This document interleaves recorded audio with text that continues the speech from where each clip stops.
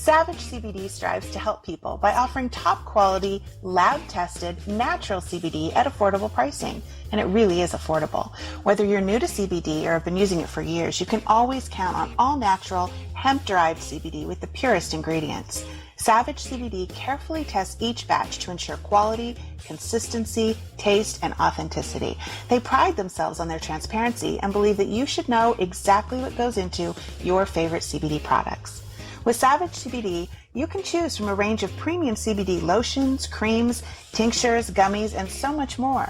When you look at their website, there are thousands of happy customers who've reported incredible results after using CBD to supplement their daily routine. Overall, Savage CBD's goal is to create the products that empower you to maintain your balanced lifestyle. Whether you need some extra shut-eye at night or you need to find some more calm throughout your day, you can count on Savage CBD to help you reach that goal. And guys, just for listening to this podcast, you can save 20% on your first purchase of CBD when you use our code BRAD20.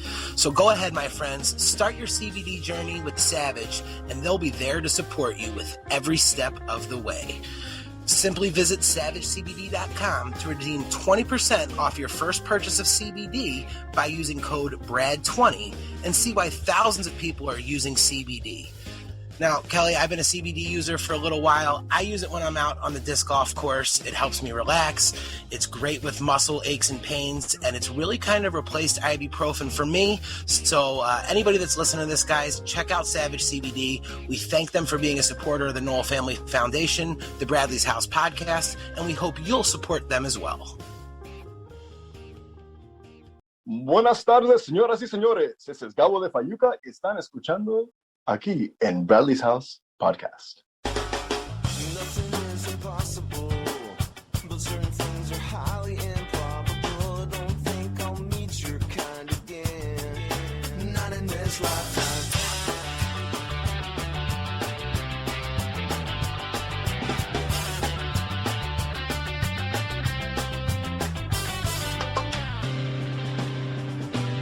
That's got some. Hey guys, welcome back. Come on in, make yourself at home as you should when you're a guest in Bradley's house. I am your co-host, Jarett Orr. She is the executive director of the Knoll Family Foundation and our host, Ms. Kelly Knoll. Kelly, how you doing tonight? I'm great. I'm Ms. Kelly Knoll tonight, huh? That sounds super official. Well, you are super official. Thank you. You're a big fucking deal. Yeah, I'm pretty sure I'm not, but thank you. And I appreciate you saying that very much. How are you doing, Jarett? I'm better than I deserve, Kelly, as I always say. I know that it's always fun whenever we get a chance to get another episode of Bradley's House podcast out. We get to talk to all of these amazing guests. But Kelly, you've actually been, I mean, I don't want to say giddy, but like you've been kind of excited. Giddy. That's fair. You've been really excited all day and leading up to the scheduling of this one. Kelly, who's our house guest today?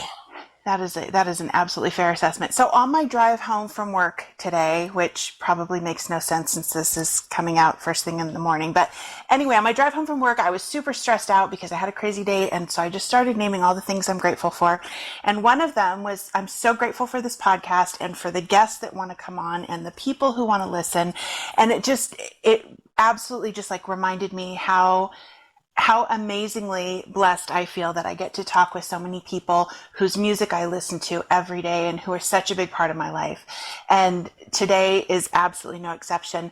I'm super excited to have with us today the vocalist and guitarist for Passafire, Ted Bowne. Ted, thank you so much for being with us today. Well, thanks for having me. It's wonderful to be here. I mean, it's no secret. I absolutely love your music. My kids have grown up on it. I was trying to remember the first time we ever saw you guys, and I'm pretty sure it was at the Constellation Room in Santa Ana. And if I'm not mistaken, I think we were there to see Ballyhoo, and some band called Passafire was playing with them. And we were so blown away. Like, Holy shit, like you guys are so good. And that just Wow. started this whole like journey into all your music dating back to your very first albums. And so my kids are super stoked that I'm talking with you. Of course, I'm really thrilled to be talking with you. Thank you very much for doing our show. You don't even know how well I remember that moment. The moment that, the validation came through from, a family member of one of the people that really turned me on to what I do musically, coming up to me and saying, "That was really great. Never heard of you before, but I'm Kelly Noel. I'm Bradley's sister." And that night I was on cloud nine. You remember Absolutely, that? if I felt validated, I absolutely remember that. You were with your son Yeah, I have two of that them. night, or who? Yeah. Who? Yeah, I'm I trying to think remember you which one. were I with think the for sure kids. my oldest one, maybe both of them. Yeah, and you told me that somebody had a pacifier sticker on their car or something. Yes, my oldest I son Trevor. definitely remember that. Yeah, yeah. Oh, if you don't think I remember that, like, I grew up, I was a little skater punk when I was 12, and I listened to Sublime for 24 hours a day for like 7 years straight. So you Oh my telling me that was gosh. probably one of the highlights of my personal life. Seriously. That is so amazing. Well, I have to tell you, a lot of times, if I go somewhere and I feel like I'm supposed to say something like introduce myself or whatever, I don't always do, but if I feel like I do, I'll do it. And a lot of times I feel weird about it because I certainly don't do it for any kind of attention. But I just kind of learned that for some people, it's kind of a special thing, and so it makes me very happy to know that that mattered to you. It really does, because we absolutely love your music, and it's such a big part of our lives. And I just think it's so cool to see it all kind of full circle. That Brad's music was meaningful to you, your music is meaningful to us, and I love this whole Yeah. community. I think it's a beautiful thing. I do too. I'm very proud to be a part of the reggae rock community that was created by bands like Sublime and Bad Brains and 311 and The Police. And, Yeah. we have to pay tribute to the people that came before us. And I feel like the festivals and all of the record labels within the scene have done a really good job, making sure that the young people coming into it understand that there were these bands before that really paved the way for us. Yes. And in fact, you mentioned festivals. Cali Roots did such an amazing thing during the pandemic when they had to cancel their festivals. They kind of shifted and started doing this whole, recognizing our roots. And every week they were talking about a different artist. And I know we reposted that stuff on the Knoll Family Foundation socials. But it's true. There's so much history and so much tradition and meaning behind so much of this music. And I think it's really great that people are starting to learn about it. It is. I'm actually, it's that whole concept is very meaningful to me personally right now, because for the last year I've been working on a solo record for HR Bad Brains. He just moved about half an hour away from me.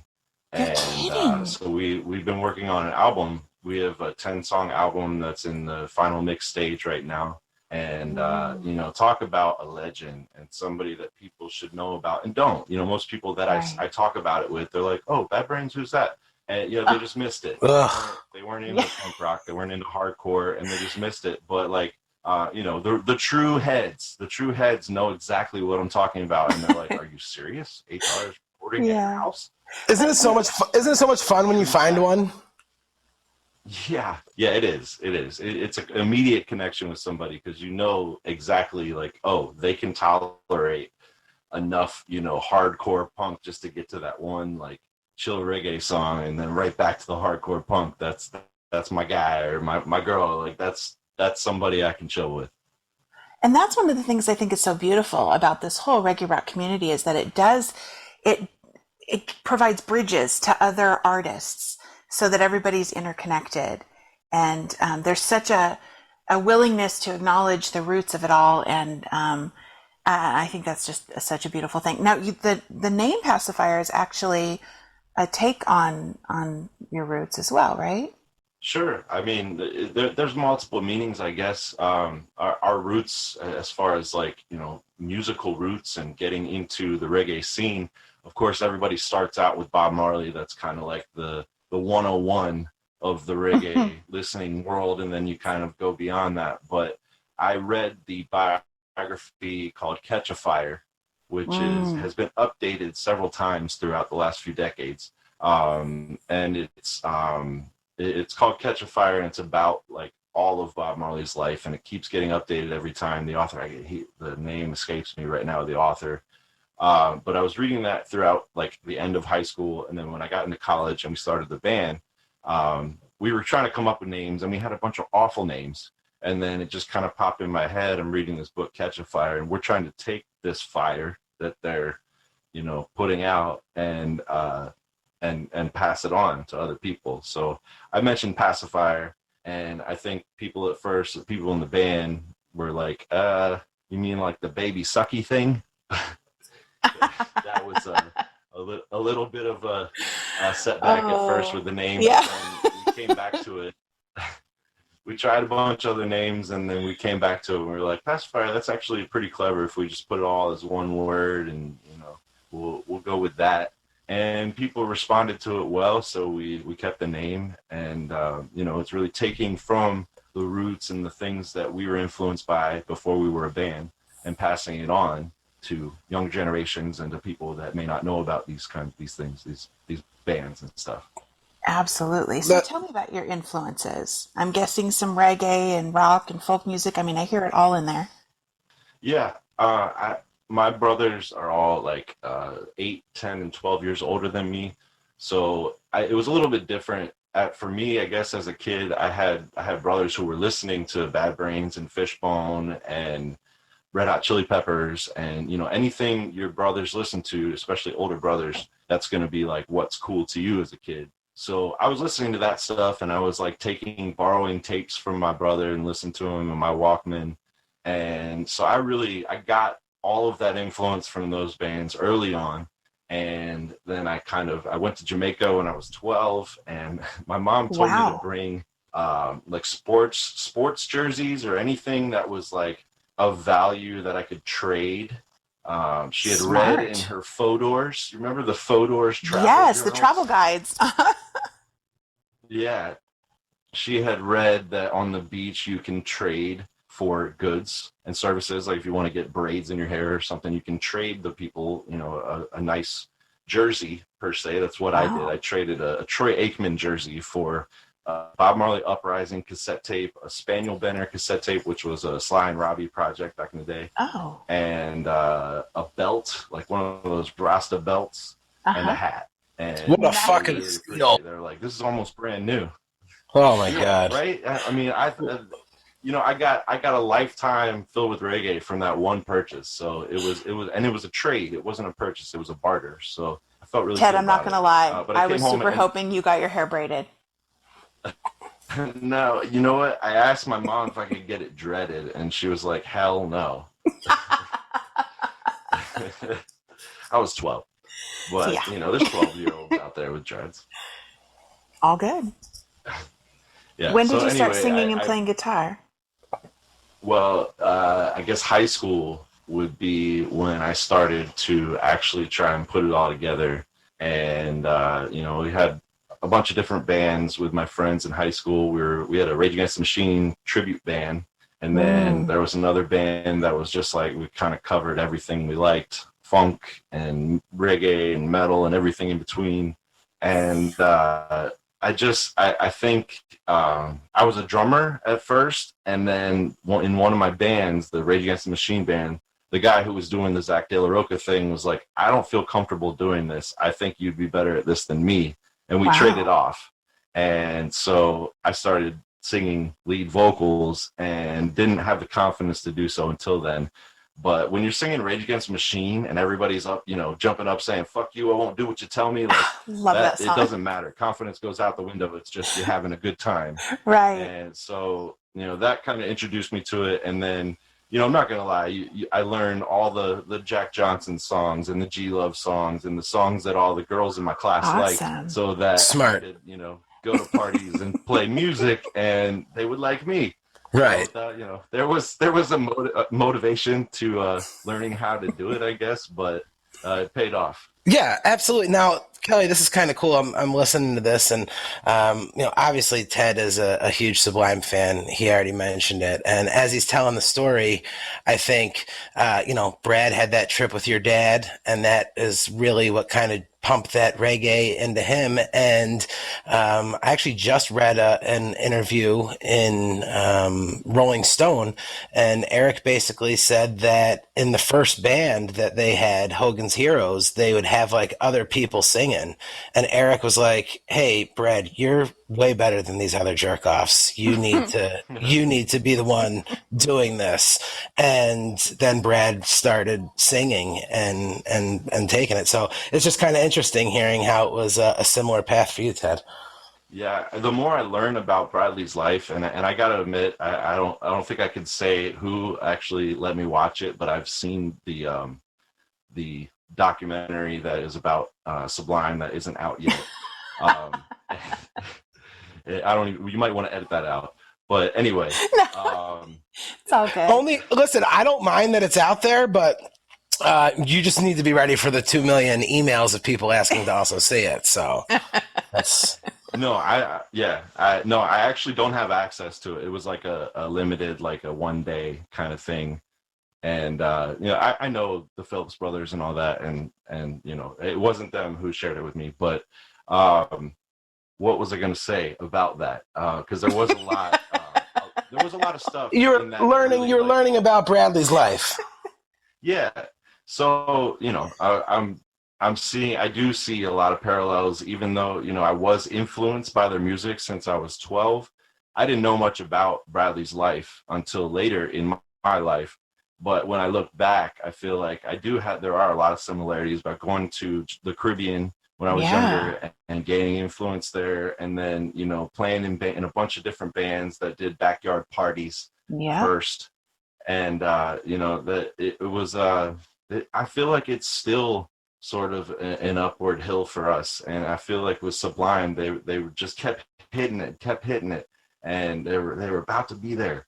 And, I feel like Passafire, sometimes, and this may be a negative thing, but like sometimes I feel like Passafire we're about to be there and we just haven't gotten there yet. And it's like, but I enjoy the struggle. I enjoy the, being hungry and having something to strive for. I feel like when you get to a certain point, you get a little too comfortable and you're just like, whatever, and you just wing it. But we put everything on the line every night we play a show. And I think people see that and understand that. And I feel like as long as we're hungry and we still want this dream that we're after, then, it'll continue to put out like that.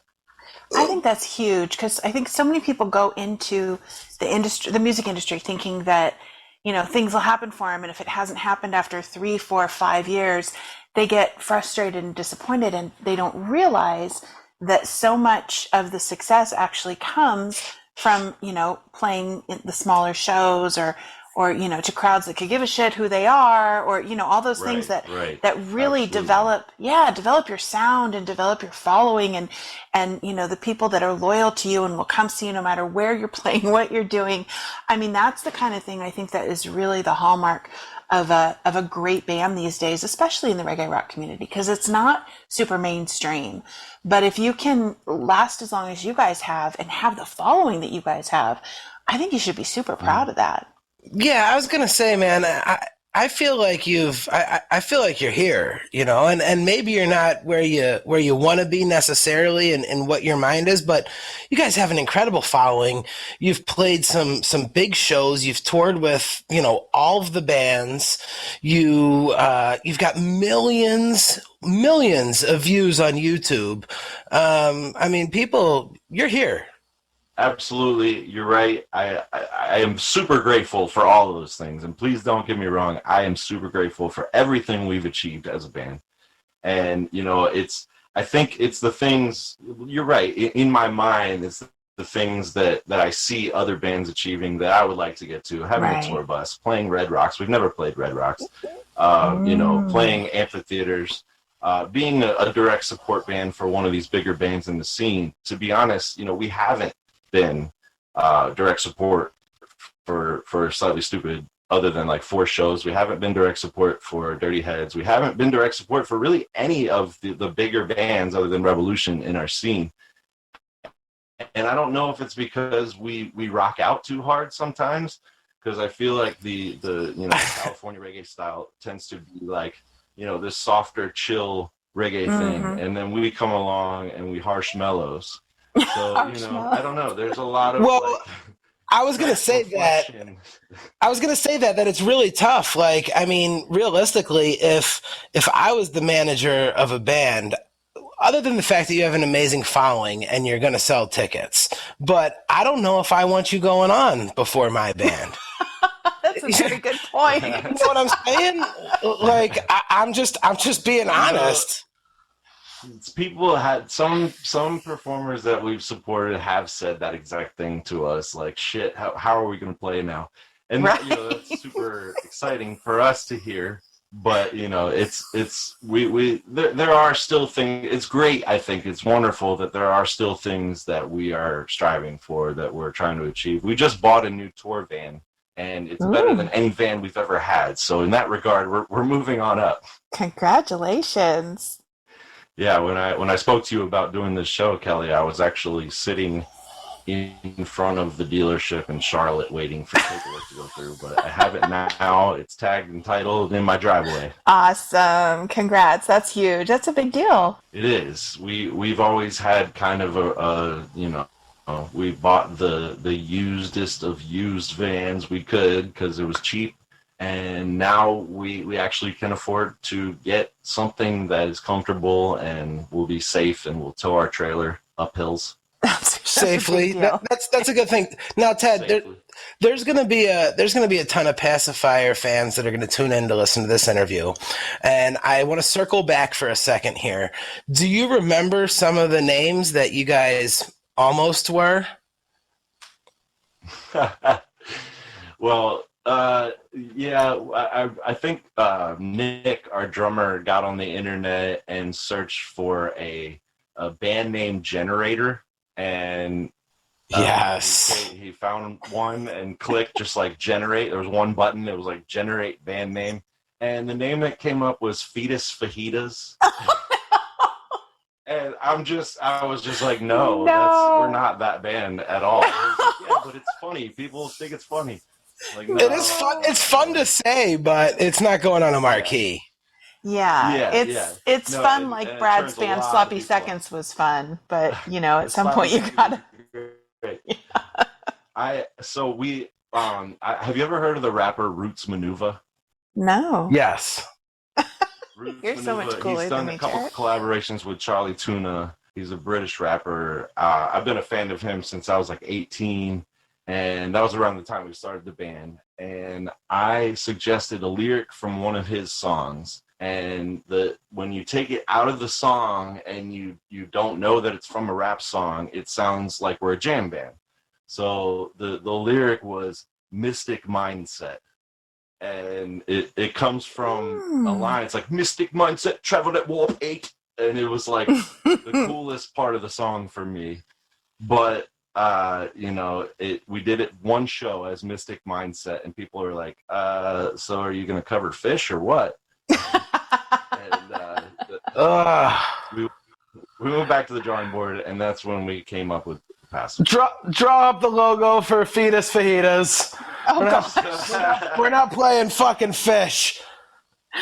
Oh my God. And I want everybody to know that was an internet random generated name. We did not come up with that at all. But Fetus Fajitas is what the internet told us we should call our band. That is horrifying. So close to being Fetus Fajitas, but that's okay. Passafire. I think it's ended up working okay for you guys. So you might want to stick with that one. Yeah. I think it's definitely different. When you look at it, it's a cool. I like that the A is symmetrically in the middle. And I think as we were all in art school at the time, so we looked at the word and we were like, there's a lot you can do. And we definitely grew up looking at drawing the Sublime logo on our notebooks in high school and stuff. So like knowing that you have a name, a word that you can turn into really cool artwork Yeah. That definitely helps. Yeah, it's got to we look good on looked at merch. the word, and we were like, we can do cool. Yeah, it does. It does. It's got to look good on. It's got to look good on merch. That's for sure. Ted, when did you guys start the band? We started a band in, I want to say, February of 2003. And it was you and in Nick, Savannah, right? Georgia. It was Nick and I, and we had Nick's neighbor Ed Robbins playing bass, and we had Adam Willis, who was a classmate of ours at Savannah College of Art and Design, playing keys, and he actually ended up being in the band for the first 8 years of the band. The bass player quit after a year, and then we had another bass player, and he quit, and then we got Will, who's Nick's younger brother. Typical bass that player. worked out well. Now everyone knows. Everyone knows, Ted, that to play this music, you're either from Jamaica or Southern California. So what part of Southern California are you guys from now? We're from Savannah, Georgia, California. There you go. Savannah, Georgia, California. I like it. I just think it's amazing. A lot of people think, wait, Savannah, Georgia, and you play reggae? That's weird. But, none of us are actually originally from Savannah. That's just where we went to college, and it was an art school. So, everything was on the table. Are you originally from Maryland? I'm originally from Maryland. I moved to my hometown to be closer to my brother and my mom and my family around here.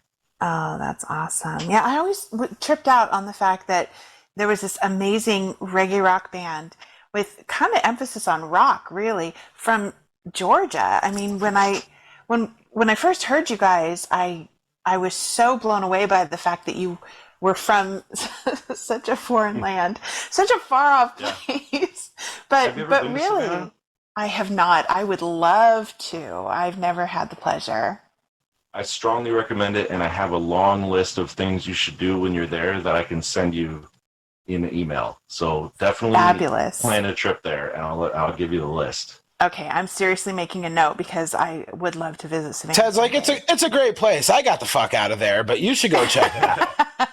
I lived there for 13 years, man. I went to college for 4 years, and then I stayed there for 9 years after that. So if that says anything, wow, it was a beautiful place, and people don't realize it, but it's right near the beach. And I was surfing all throughout college, and it's actually a very kind of tropical place. There's palm trees everywhere, and it's very laid back, and you could walk around the whole downtown with an open container. It's kind of like New Orleans. It's really cool. Isn't that where Midnight in the Garden of Good and Evil takes place? It is, and that movie definitely points out a lot of the like quirkiness of Savannah, and some of those characters are real. So I haven't seen the movie yet, but I read the book recently, and seriously, it made me just want to hop on an airplane and go visit, which I'm sure the whole I'm sure the whole city owes so much to that book as far as tourism and stuff, but it really is like a love letter to the town. They describe, I don't remember the author's name of that book, but he describes Savannah as Casablanca on mescaline. Yeah. That's a great description. Yeah. John Barrett, by the way, is the author. That's correct. That's correct. Yeah, no, it sounds like a fabulous place. So, so you guys started the band in 2003, but it was a few years after that when you put out your debut album, right? The self-titled. Yes. So we were in college I was in college from 2002, 2004, or excuse me, 2006. Mm-hmm. And the whole time we were in college, both the keyboard player Adam and myself were in the sound design program at Savannah College of Art and Design. So we were working on our album throughout college, and professors who were coming to our shows and knew about our band were saying, hey, I know this is a production sound class, but if you just turn in songs you're working on, I'll grade you based on, how good the song sounds. Nice. And we that I hope nobody at SCAD hears about that, but I won't name the professors, but they were very, but what really they were doing was facilitating our dream and telling us, if you have this idea, just go for it for the next 4 years and build it until you get out of here, and then go and give it to the world. And that's exactly what we did. So we ended up, I learned recording at school and then came home and set up a studio in my house in Savannah, and we recorded the first album in my attic in Savannah. What? And yeah. So the whole first album was recorded and mixed by me in Savannah at my house. And we put that out in 2006, and then we immediately hit the road. We went on the road that entire summer and the fall after that. And we decided to make it our full-time job after I was done with college. I think hitting the road is so key for bands that are really trying to connect with their fans. So I think that's awesome you did that. Now, is that a lot harder now? I mean, 15 years later, you guys have, families and commitments, and how hard is it hitting the road these days? Well, besides the pandemic, we'll get to that. Well, yeah. It's different because we definitely have more attachments now than we used to. We used to just be like, leave everything behind for 2 months and come back and just, hang out for a week and then leave everything behind for 2 more months. And that was easy because we didn't have a lot to leave behind. Right. But, now we have 2 of us are married. Nick and I are married, and Nick just had a kid last year. And things are changing as far as how we're setting up tours. We're doing shorter legs so that Nick can get home for a little while and then come back. We're doing, I think we're not going to be doing anywhere Monday, Tuesday, Wednesday shows when we actually do get back out there for months at a time, because Nick's going to try and go home and be at home for the first couple of days. Oh, nice. I believe that's how Slightly Stoopid does it. And that's like a model that we, their business model overall is one to strive for, but their touring model, and we're not on their level, but as adults, we need to set limits with our work and our home life. So, we are trying to do it a little bit more responsibly, and we're trying to only hit the places where we know we're going to do well, and not do any shows where it's just kind of a filler date and we don't make any money and we end up spending more money on gas and hotels and all that. So it's we're just touring smarter now than harder. Smarter than harder. Yeah, no, that's good. That's very good. So at what point did Nick's brother join you guys on bass? So in 2006, right when we released the album, he was graduating from high school, same time I was graduating from college. Nick graduated a year before me. And so he was raring to go. He had a crap job for like a year and was just like, I need to get out of here. Let's go. But wasn't he in another state? Nick? Yeah. Will. Will, yes. So Will was in Indiana, where they grew up, in Plymouth, Indiana. And he graduated high school, and we were losing our previous bass player at the time. And we had a couple tryouts with some local guys, and nothing was sticking. And I said, what about your brother? He's good on like pretty much every instrument he touches. Maybe he'll play bass for us. And Nick was like, yeah, I'm going to have to talk to my parents about that first, because, they want him to go to college. And Will did not have any desire to go to college. And, knowing Will, I don't think college would have challenged him enough. Will is somewhat of a genius. And I say that, from an observation standpoint. Like, I've observed Will in the studio and in the music writing scenario. And he's kind of in touch with things that most people strive to be in touch with, I guess. But he was that way when he was 16, 17 years old. And I said, what better person to add to our band than your genius brother? And Nick was like, yeah, so let me talk to my parents. And they were like, yeah, we want him to go to college, but he won't. So that would be great. Just make sure you take care of him on the road. And we did. And so he was 18 years old, and he came out with us on the road and learned all of our songs before he got there. And that summer was amazing. We wrote some songs that summer, and it was just really cool to finally have another songwriter, somebody who really understood songwriting, right there next to me, like helping me develop music and stuff. And our old keyboard player, Adam, was also a good songwriter. But now we had 3 of us in the band that were putting together songs that, it felt like a collective effort. Awesome. Now, speaking of collective efforts, a couple of your albums were produced by Paul Leary, right? Our album Start From Scratch was produced by Paul, and that was another amazing highlight experience in my life for sure. Oh, I'm sure. He's amazing. And And of course, as he I'm has sure a most lot people of great know, stories. yeah, he's worked with Sublime and Slightly Stupid and all kinds of artists, and as well as, being a member of the Butthole Surfers. He's just, which a lot of people are not familiar with, but maybe being from California, it was a bigger part. But It's sort of like an HR thing. It's like yeah, if you're into that, you're like, whoa, that person. But if you're not, you're like, who? yeah, The he very was such a big first part. The very first autograph I ever purchased, merch, I got a Record Store Day album that was going to be autographed by Miguel. And it showed up at my house and it said, "To Jarett, always listen to Butthole Surfers, Michael." That sounds about right. Well, yeah. And you know what? That's almost impossible to do, to always listen to Butthole Surfers. That's That is probably difficult. what they do in like Guantanamo Bay when they're trying to make people like confess to stuff. It's tough to do it long term. It's true, but never give up on them. I'm sorry, Maybe is Paul, what he but was you know what I'm getting. saying. Paul's very talented. He's done so much great work that obviously I'm leaving out, but that must have been an incredible experience working with him. It was, and on the topic of what we were just saying, it was really surprising to see the range of musicality that Paul has and the knowledge that he has. Just before going into that, of course, I listened to a bunch of Butthole Surfers just so maybe I had something to talk about with him and Right. stuff. And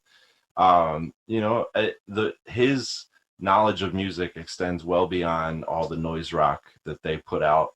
And all of that was art. It was art rock. It was like an installation. Their live performance was an installation art piece, in my opinion.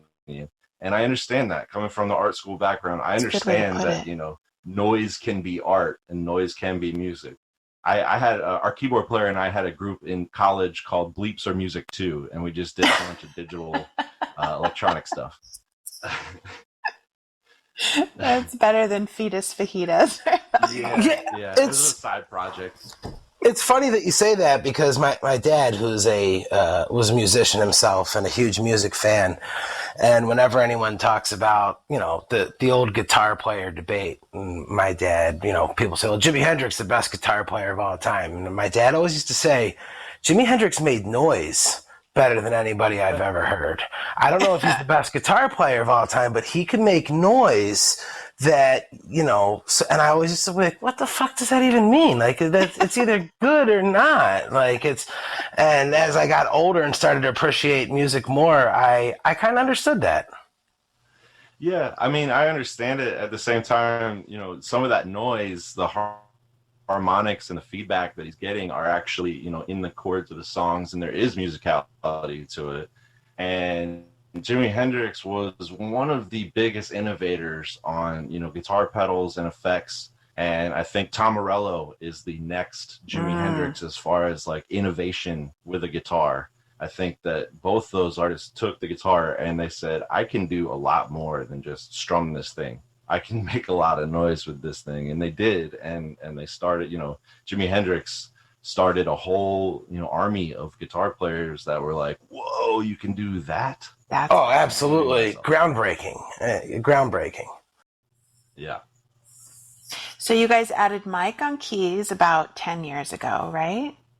Yeah. We just celebrated Mike's 10 years with the band last year. Oh, And he was such a great addition to the band. Our previous keyboard player that I spoke of before, Adam Willis, he decided that he didn't want to tour anymore. So he gave us some time to figure out a situation. And so we met Mike. He came out to play with the Expendables in Chicago when we went on tour with Pepper and the Expendables in 2007.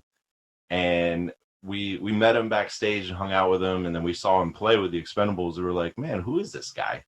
So we looked up his YouTube and we saw that he had been putting out a bunch of like looper covers of bands in the genre. And that's how Expendables found him and brought him out. And I guess it was 2 years later, 2010, or 3 years later, 2010, we found ourselves needing another keyboard player. And we were like, wait, remember that guy from Chicago? And we reached out to him, and he actually was like, yeah, I don't really like my job. I'd love to get out of here. So let's do it. And Perfect. he jumped on with us. And, you know, Adam was a great keyboard player, but he had just started learning how to play keys when we started the band. So, you know, he was still developing as a keyboard player. I feel like that's a fair assessment. I'm not saying he was bad, Sure. but when Mike took that position, it was like all of a sudden there's somebody who's in complete control of their instrument in that position. And we can throw things, musical terms at him, and he can just do it. So it opened up a door of like, wow, we can now explore going into some deeper musical fabrics here. We can weave some fabrics together that actually, you know, are very comprehensive, and the musicality, I think, took a step up when Mike joined the band. Yeah, such a great chemistry. So you guys covered Greatest Hits on the House That Bradley Built, and you did such unexpected twist on that song. I think it really brought it to life in a whole different way, which I love when a cover just makes you think about a song differently. Where did that all come from? Well, you know, like we mentioned earlier, we're from Savannah, Georgia, and we did get a lot of influence while we were there from Southern rock music and folk music. And if you kind of delve through our acoustic versions of things throughout time, you'll notice that we do tend to turn every song into like a folky, like stomp Like a and clap Southern kind folk. of thing. Yes. Yeah. So it's kind of where we were coming from with that. We're like, let's just go ahead and throw the Passafire folk stamp on this one. And yeah, that actually was one of my favorite songs growing up. It was when Paul sent us that email saying, we want you guys to do Greatest Hits. I was like, man, I probably would have picked that one anyway. That's pretty crazy. Oh, I didn't realize he suggested it for you. That was a great choice.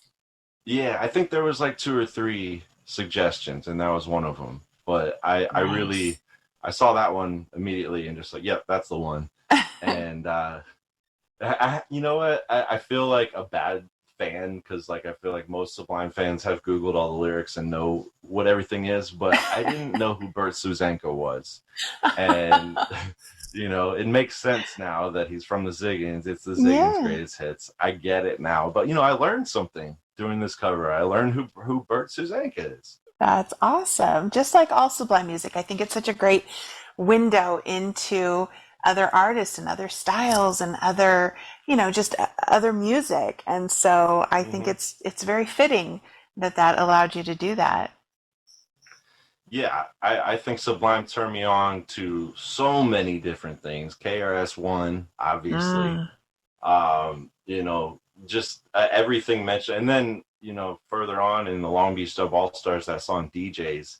I think I've researched every single artist named in that song, just because if one of my favorite artists listens to this artist, they must be good. I got to check them out. That checks out. I actually got into a physical altercation over the song DJs. It's a long story, but What? yeah, were you fighting for it or against it? All right, so we were actually both fighting for it. The argument broke out. I can remember like it was yesterday, even though it was probably 18 years ago. Argument breaks out about who is singing in DJs. I says clearly Ross won, and my buddy says there's no way. This is Opie. So we get into this huge thing, and we get into this huge fight about it, and it went on forever because he thought it was Opie, just like you do, until the beautiful days of the internet came on, and the very first thing that I did, I was like, oh, the internet. Wow, look, there's famous people that have social media. Ross one, who is singing DJs? And he goes, yeah, that's me. I'm singing DJs on the album. I knew it. Yes. I was like, I knew it. I immediately screenshot that and sent it to my friend, and he was like, dude, I still think about this all the time. And it was like this whole thing. So yeah. It blew my mind, man. Yeah. Now you guys are talking about the Dub All-Star song, Listen to DJs, right? Yes. Okay. When you first said DJs, I'm like, wait, that's a Sublime song. Oh, wait, are you talking about the Sublime song DJs? No, he's talking about the Dub All-Stars, right? Listen to DJs. Jarett? Yeah. Yeah. Okay. I think that's who he's talking about. Jarett? Did we lose Jarett? He got so fired up about that argument. Yes. Oh, there Yes, no, yes. I don't know that. He had to walk Yeah, away. no, absolutely. I'm getting hot here. All right. No, yeah, absolutely the All Stars version. And it was a big deal, and this went on forever. And literally to this day, I've got the interaction between myself and Ras, and it was literally like 2012 or 2013, and it was like, yeah, it's me. Okay. Well, I'm learning something today. Thank you, Jarett. I appreciate that. We're all about education on the Bradley's House podcast. I love it. So, of course, the big question on everyone's mind is how have you been surviving the pandemic? And I can somewhat answer that a little bit. I do remember one of the very first, I'm not sure what was the first, but it was one of when everybody started kind of live streaming as an alternative. All of a sudden you couldn't perform. Right. And so a bunch of different artists started live streaming. Yeah, right. And I was like, I fucking knew it. I was loving it. I'm not going to lie. Like, to be able to, because I work a lot. So to be able to just come home and fire up the internet and listen to some of my favorite artists. And then that was really the first time that I'd ever kind of seen you, talking, except when we met. And it just provides such a more intimate window into artists to be able to, hear these acoustic sets and all that kind of stuff. I absolutely loved it. But what were some of the challenges for you? Well, satellite internet was one. That's a big one. Yeah, so I tried to do as many live streams as I could. A lot of the time I ended up pre-recording a video and then sending it to whoever so they could play it at whatever the live time was.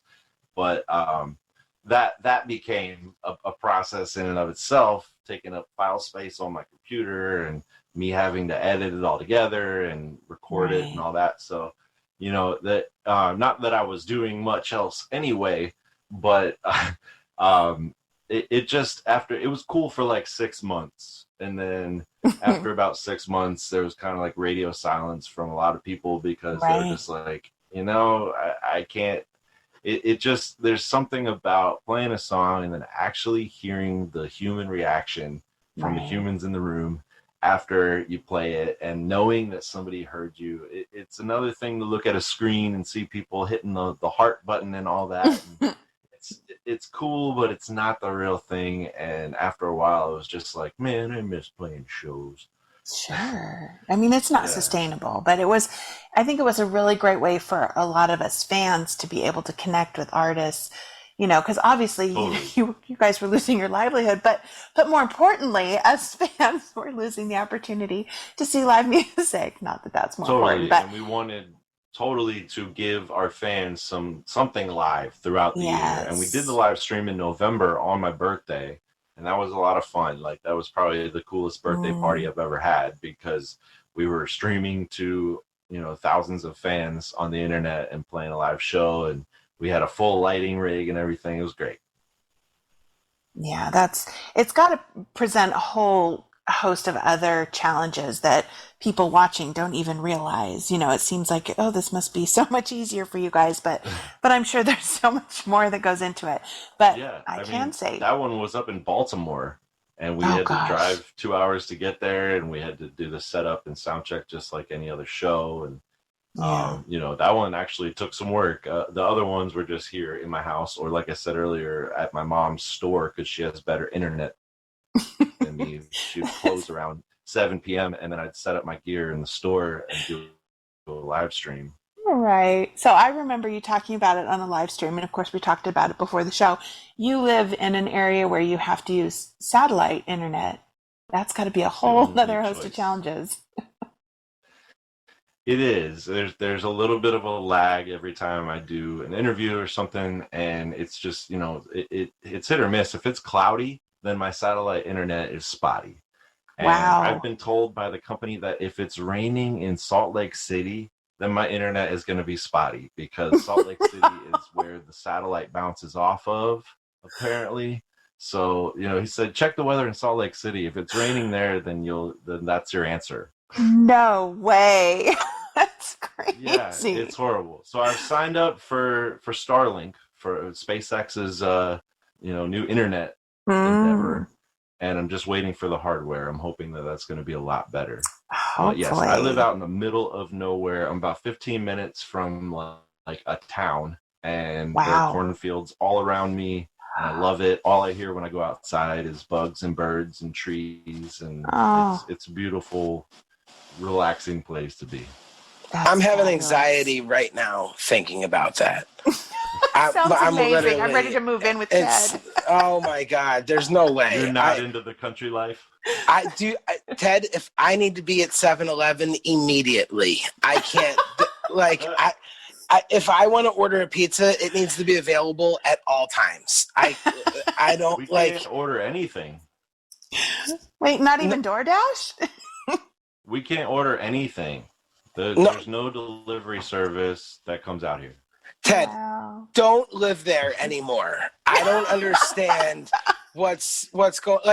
I'm sure it's hey, all this free space and it's great and it's wonderful. But to me, I'm just thinking okay, so you cannot get chocolate milk at 2:00 in the morning. Your porn is glitchy.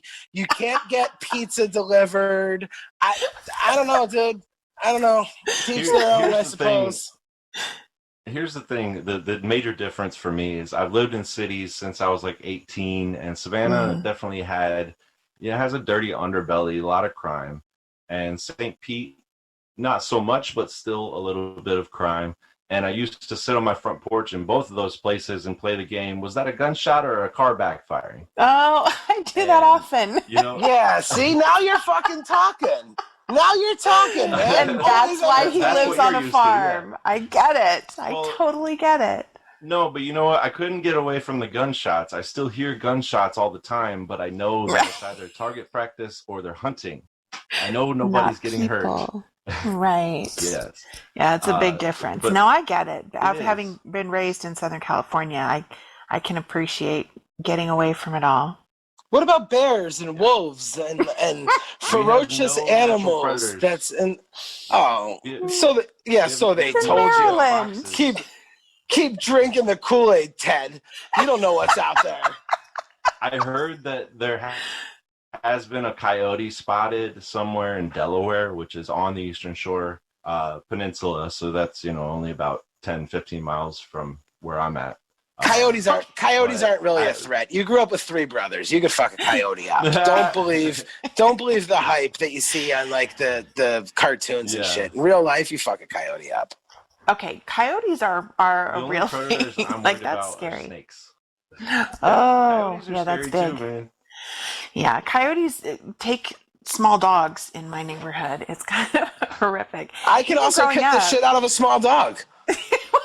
True, but even growing up, we had dogs and cats that were eaten by coyotes. Very sad. Yikes. Yeah, it's hardcore. People don't realize how rough life can be in Orange County.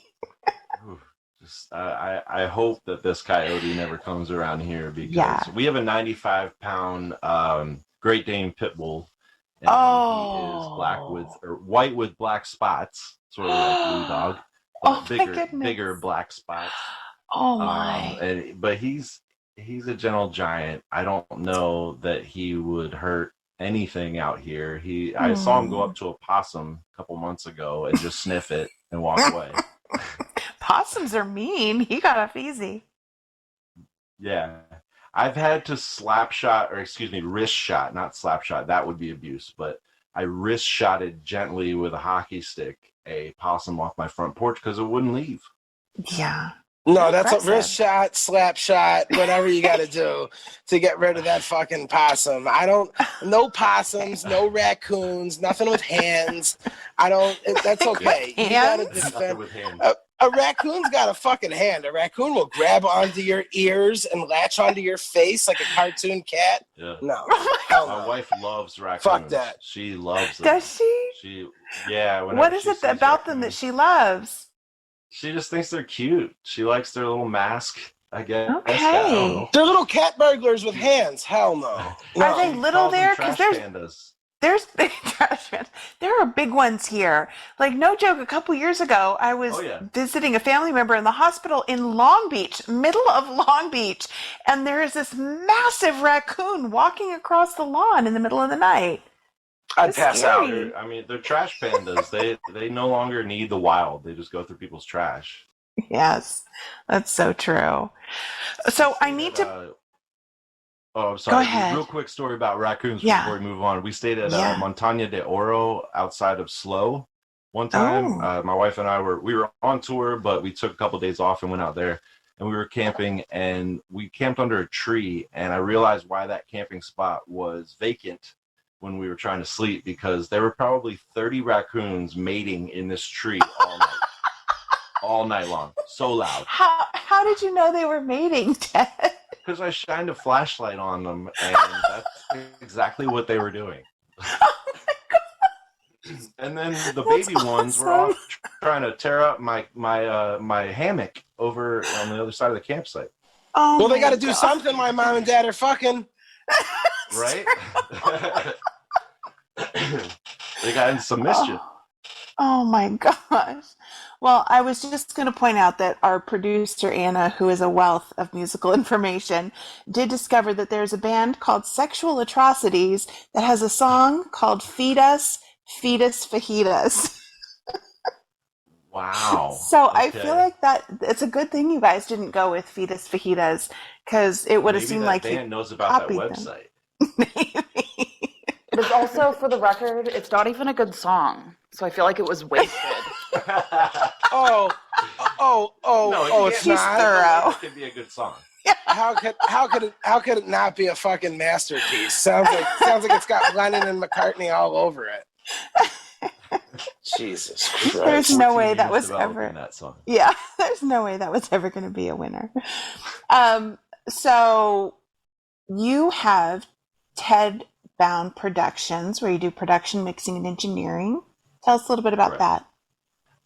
So, like I said earlier in the interview, I went to Savannah College of Art and Design for sound design, and I wanted to, I think that was more geared towards sound for film and television, but our professors would allow us to record music a lot more than the other stuff. So after college, I think my goal was to start using what I learned in school and recording my band and recording other bands. I actually didn't start recording other bands until 2011. So there was a 5-year period after college where we were just touring all the time, and I was only focusing on recording Passafire music. But my first band that I produced, a band called Domino Effect from Savannah, they're like a reggae jam band kind of thing. And the album is on Spotify. You can check it out. It's called Music is My Religion, I think. Or nice. I forget the name of the album, but that's one of the songs in the album. And that was my first real foray into producing other bands. And then when I moved to St. Pete, I specifically sought out a house that had a detached 2-car garage that I could turn into a studio. And I did that for about 3 years. I built a studio down there, and I had a lot of bands come through there. I produced the Reese Brothers' first album, their first full-length album. And I did a couple songs for Of Good Nature, some stuff for Tunnel Vision. I had a lot of great people coming through. St. Pete is a spot where like a lot of bands come through because they love Janice and Reggae Rise Up and all that. So I had a lot more opportunity to record bands in St. Pete because they were coming through regularly. And that's really where I sort of like, cut my teeth on the whole production thing. And now when we moved up here to Maryland, I said to my wife, she was my fiance at the time, I said, I want to move home, but I don't want to, I don't want to live in a neighborhood. I want to live way out in the middle of nowhere. And I want to have a house where we can set up a studio and we can play music until 3 o'clock in the morning if we want to. And, of course, you tell your fiance or wife something like that. And like, you want to play music till 3 in the morning. And, yeah. She had to know what as she was a musician, yes. sometimes Yeah. Oh yeah, she does. And so we found this spot, and immediately I got set up and I recorded an album with a band called Never Ending Fall. That was my first band to come through here. But then I've had in the last 3 years that we've been here, Ballyhoo's done a writing session out here. Bumpin' Uglies have done a drums and bass recording session out here.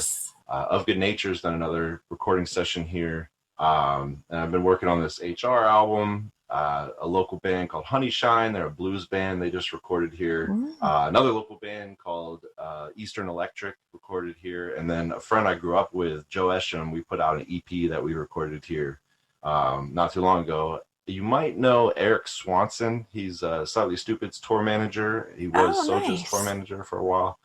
He put out an album that I produced. We kind of did it remotely, but I produced a lot of the music stuff here at the studio. So we put that out this past year. Revolution's tour chef, Jack Fivecoat, has a band called Snacks and Five from Michigan, and they came through here last year and recorded. So this year has been filled, this past couple years have been filled with bands coming through and just giving me the opportunity to work on my production skills and mixing skills, and it's been a blessing. That's awesome. Very cool. You've worked with some great people. So far, yeah.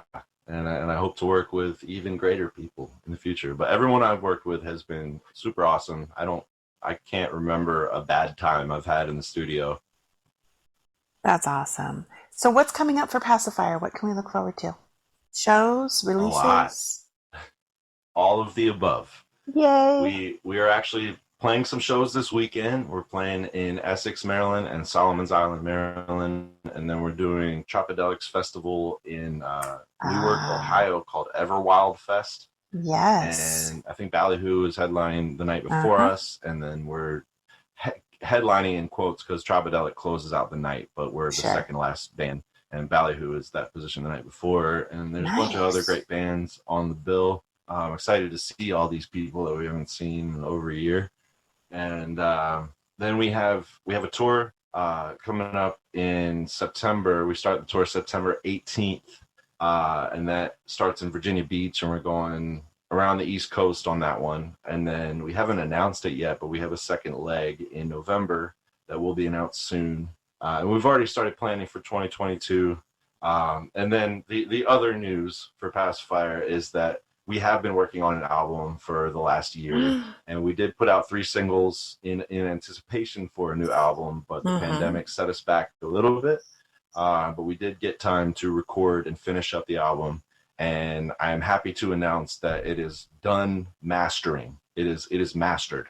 So we have a new album in our hands. We have the artwork for the new album in our hands, and we're going to start the promotion machine up pretty soon. So you will be seeing a lot of stuff about our new album and our new tour in our social media posts in upcoming months.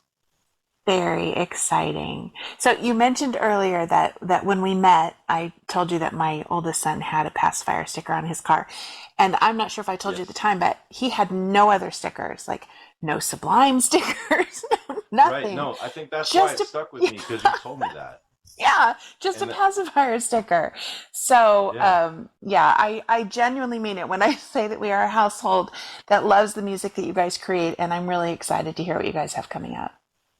Kelly, I seriously think I kind of shed a tear that night. I'm not kidding. I'm not trying to be sappy. Like, I went back to the van and I told everybody, and I think while I was telling everybody, I kind of teared up because I was like, I got that like really excited, emotional feeling, and I just I guess I'm kind of an emotional guy. Sometimes I can express my emotions, but I don't cry to my bandmates very often. But like, these were tears of joy. Like, oh my God, the validation is real. Like, this is somebody who literally grew up in a bedroom next to the person that for better started or worse, yes.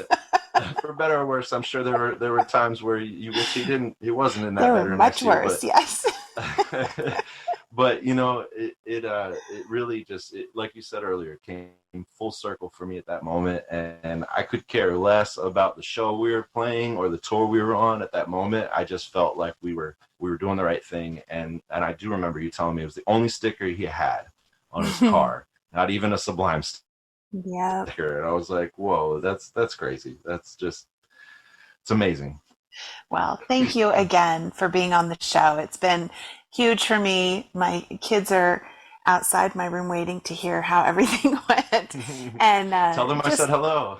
I will. I absolutely will. And I hate when when an artist posts, hey, we're going on tour, and everyone's like, are you coming here? Are you coming here? Like, pipe down. But I'm going to do it. I'm going to ask, when are you guys coming to California?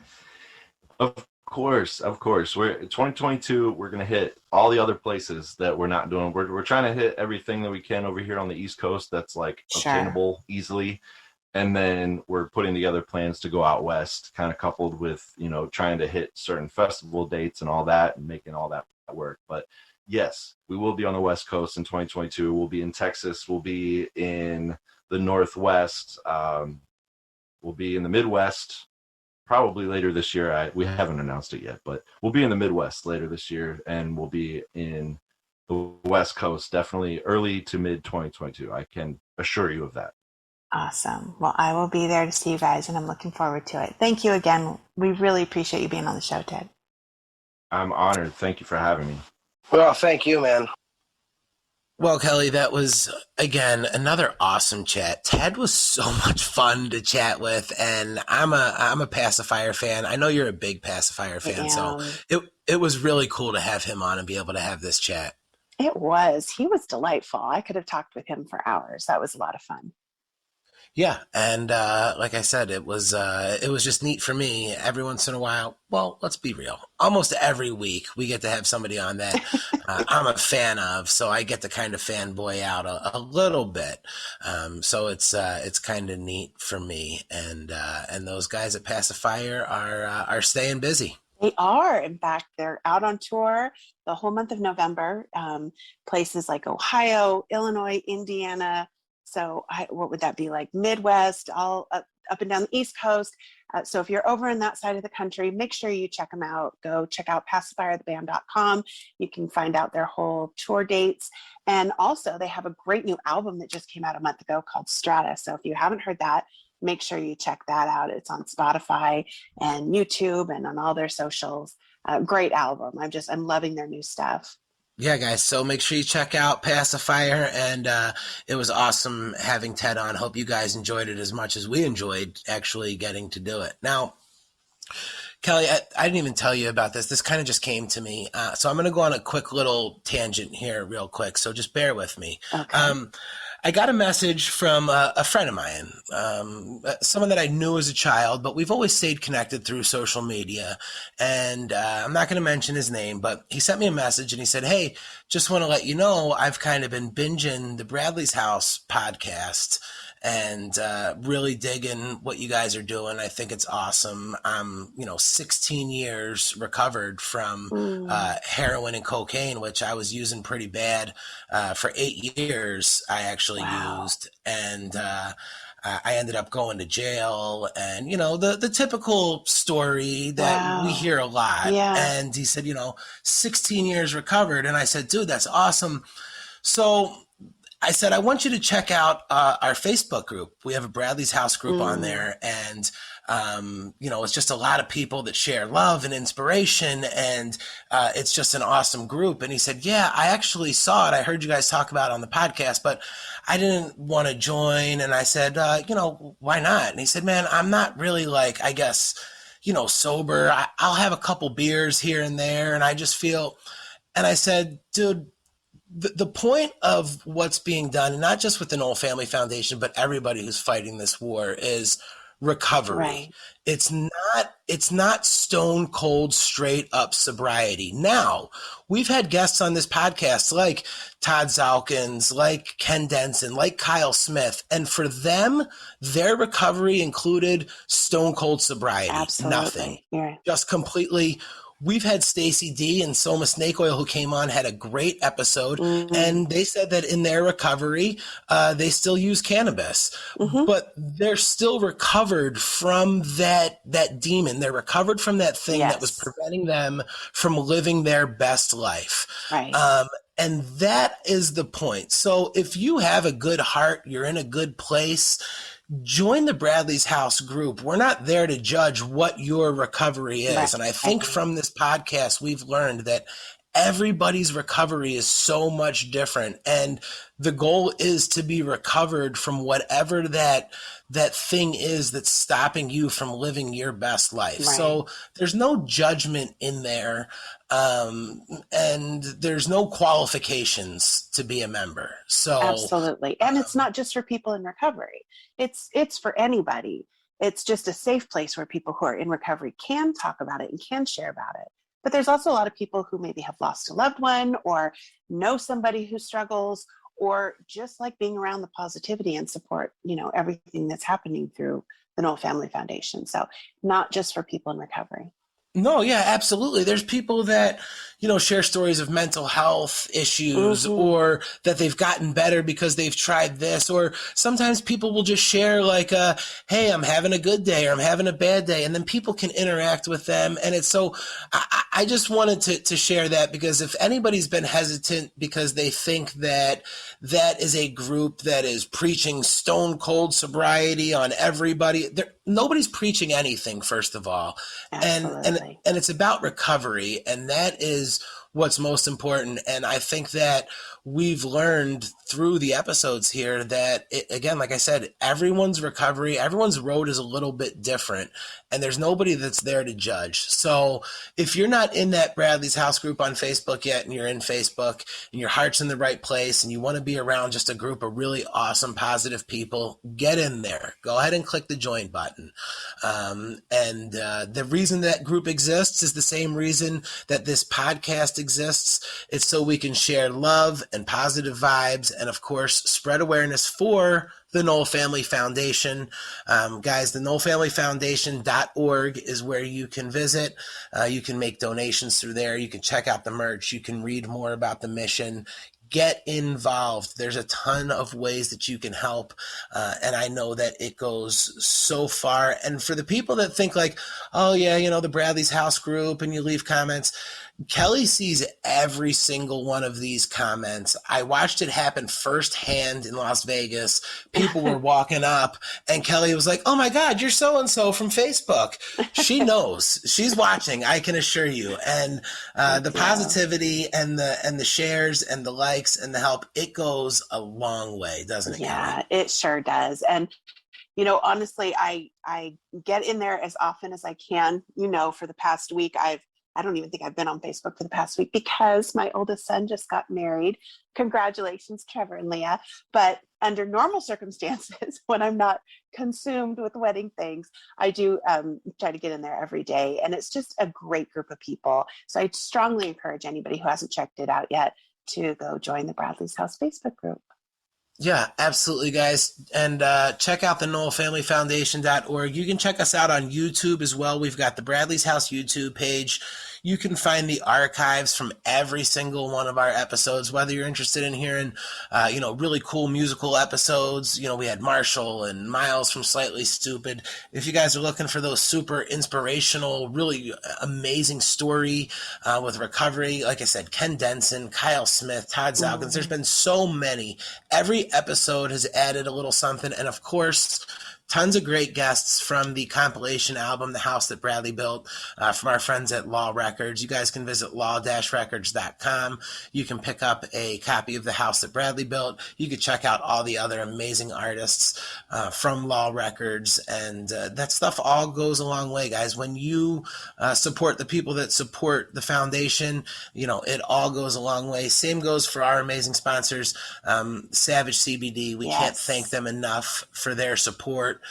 You can visit their website. Anna's going to go ahead and link it. It's going to be right there, right below you in the description.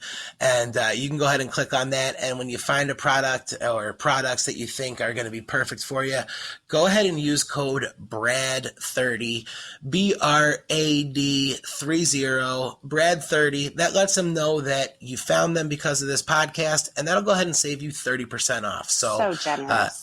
Really generous of people at Savage, and great products. They saved us in Vegas. We already talked about it. So, again, guys, it means a lot to support our sponsors, and it goes a long way for everyone here. So we can't thank you enough for the support. Now, Kelly, we always end with an awesome song. And again, I had mentioned the House That Bradley Built compilation. You can find that at law-records.com. You can find this song and many others on Law's YouTube page. We also went ahead and linked them all on our YouTube page. What's everybody going to hear today, Kelly? They're going to hear Pacifire's awesome cover of Greatest Hits. Guys, hope you enjoy it. Until next time, I'm Jarett Orr. She's Kelly Noel. We are out of time. You don't have to go home, but you got to get out of Bradley's house. Woke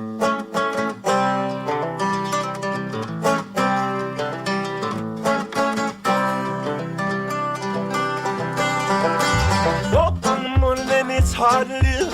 Hard to live, yes, it's hard to live. But it'll be a long time before shit starts to give. Every single day it's getting harder to live.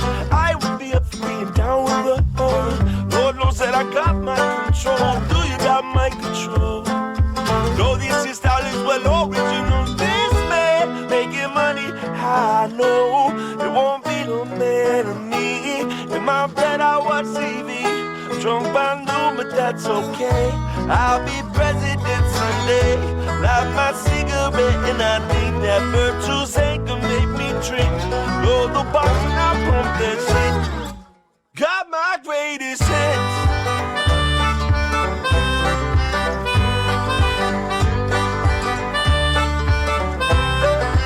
Got my greatest hits.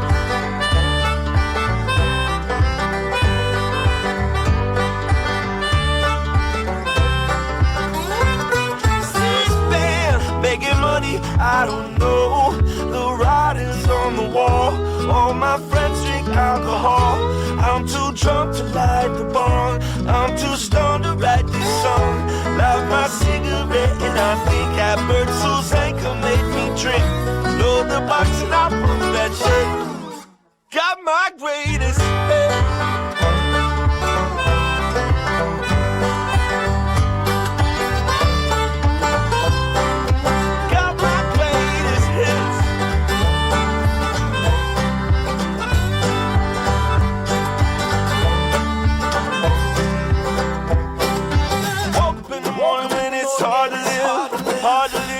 Hard to live, and it'll be a long time before shit starts to give. Every single day it's getting harder to live. I would be up for being down with the old. Lord knows that I got my control. Do you got my control? You know this hairstyle is well original. This man making money, I know won't be no man of me. In my bed I watch TV. Drunk by noon, but that's okay. I'll be president someday. Light my cigarette and I think that bird Suzanne can make me drink. Load the box and I pump that shit.